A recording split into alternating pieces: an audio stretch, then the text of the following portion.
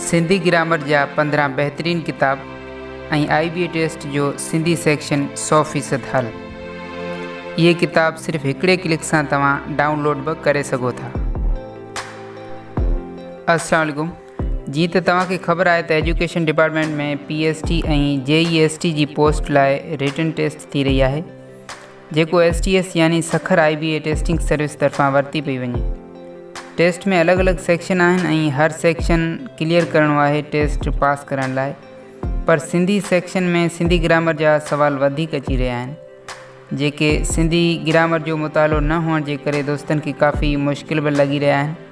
पर अॼु आऊं तव्हां लाइ अहिड़ा 15 किताब खणी आयो आहियां जिन खे पढ़ण खां पोइ आऊं 100% गारंटी सां चवां थो त तव्हां ग्रामर जे सवालनि में को बि मुंझारो कोन थींदो। इहे किताब तव्हां खां सिर्फ़ु हिकिड़े क्लिक जी दूरी ते आहिनि, जिन खे तव्हां डाउनलोड करे पढ़ी सघो था ऐं टेस्ट में सिंधी सेक्शन आसानी सां हल करे सघो था। त अचो त ॾिसूं त उहे कहिड़ा किताब आहिनि। नंबर 1, सिंधी व्याकरण 4 भाङा, मिर्ज़ा कलीच बेग। ग्रामर जी सभिनी किताबनि जी फ़हरिस्त में अवल नंबर ते आहे हीअ किताब। बहितरीन ऐं मयारी किताब। सॼी ग्रामर हिन किताब में समायल आहे, ज़रूर पढ़िजो। नंबर 2, सिंधी ॿोली जो सर्फ़ो नहू, वाहिद बख्श शेख 2 भाङा। तमामु बहितरीन किताब जंहिंमें तफ़सील सां ग्रामर जे हर हिकु पॉइंट खे बयानु कयो वियो आहे। सिर्फ़ु इन ॿिन्ही किताबनि मां सभु सवाल तव्हांजा हल थी वेंदा। नंबर 3, नूर सिंधी ग्रामर। सिंधी नसर ऐं नज़म जी वसफ़नि समेत बशीर अहमद जोखियो जो लिखियल ही किताब 322 सुफ़नि ते मुश्तमिल आहे, जंहिंमें सिंधी ग्रामर जे हर पॉइंट खे आसान तरीक़े सां सम्झायो वियो आहे।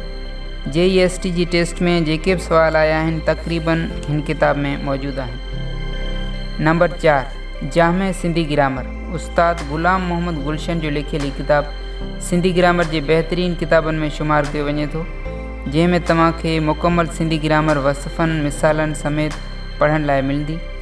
टेस्ट की तैयारी लाइ हिकु बहितरीन किताब आहे। नंबर 5, सिंधी ॿोली जो ग्रामर, अर्नेस्ट ट्रम्प, जंहिंजो सिंधी तर्जुमो डॉक्टर अमजद सराज मेमण कयो आहे। संस्कृत, प्राकृत ऐं ॿियनि हिंदुस्तानी ॿोलियुनि सां भेटियल ही ग्रामर जो किताब सिंधी ग्रामर जे शुरूआती ऐं नायाब किताबनि में शुमार कयो वञे थो। हीअ किताब 411 सुफ़नि ते मुश्तमिल आहे, जंहिंखे पढ़ण खां पोइ तव्हांखे हिन किताब जी अहमियत ऐं अफ़ादियत जी ख़बर पइजी वेंदी। Number 6, Rahbar Sindhi grammar. अली मोहम्मद बलोच जो लिखियल ही किताब तमामु बहितरीन तोहफ़ो आहे तमामु पढ़ंदड़ दोस्तनि लाइ। नंबर 7, नओं सिंधी ग्रामर। ख़ान साहिब आगा ताज मोहम्मद साहिब जो लिखियल ही किताब 1952-53 ईस्वी में छपियो, पर अॼु बि सिंधी ग्रामर जी किताबनि जी फ़हरिस्त में पंहिंजो मुनफ़रिद मक़ाम रखे थो। नंबर 8, अनमोल सिंधी ग्रामर। पंहिंजे नाले वांगुरु ही किताब वाकई में अनमोल आहे, जंहिंमें सिंधी ग्रामर जे हर हिकु पहलू ते रोशनी विधी वई आहे। नंबर 9, सवा सेकंड में दौर। मोहम्मद मूसा कमाल ख़ान उन्हर जो लिखियल ही किताब सवा सेकंड में दौर तमामु बहितरीन सिंधी ग्रामर जे शुरूआती किताबनि मां हिकु आहे, ज़रूर पढ़िजो। नंबर 10, सवलो सिंधी ग्रामर। जमालुद्दीन होद ख़ान ख़ासकेली जो लिखियल ही किताब नंढड़ो आहे, पर बहितरीन मिसालनि सां ग्रामर खे सम्झायो वियो आहे। इन खां अलावा सिंधी ॿोली ऐं ग्रामर नवीसी जी इर्तिक़ा, शाज़िया पिताफ़ी। सिंधी ग्रामर, अली नवाज़ सूमरो।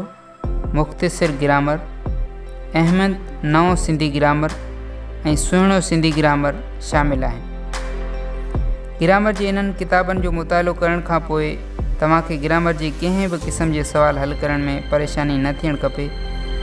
इन्हनि सभिनी किताबनि खे डाउनलोड करण जो तमामु आसान तरीक़ो आहे। मूं डिस्क्रिप्शन में लिंक बि ॾिनी आहे, उन ते क्लिक करण सां तव्हां वटि ही ग्रुप ओपन थींदो, जंहिंजे फाइल्स वारे ऑप्शन में वञी तव्हांखे ग्रामर लिखी सर्च करिणो आहे त इहे सभु किताब शो थींदा, जिन खे डाउनलोड करे तव्हां पढ़ी सघो था। इहे किताब यकीनन तव्हांजे टेस्ट जी तैयारी में मददगार साबित थींदा। दुआनि में यादि रखिजो ऐं असांजे चैनल E4 एजुकेशन खे सब्सक्राइब करणु न विसारिजो। वरी इंशाअल्लाह नेक्स्ट वीडियो मिलंदासीं। तेसिताईं अल्लाह हाफ़िज़।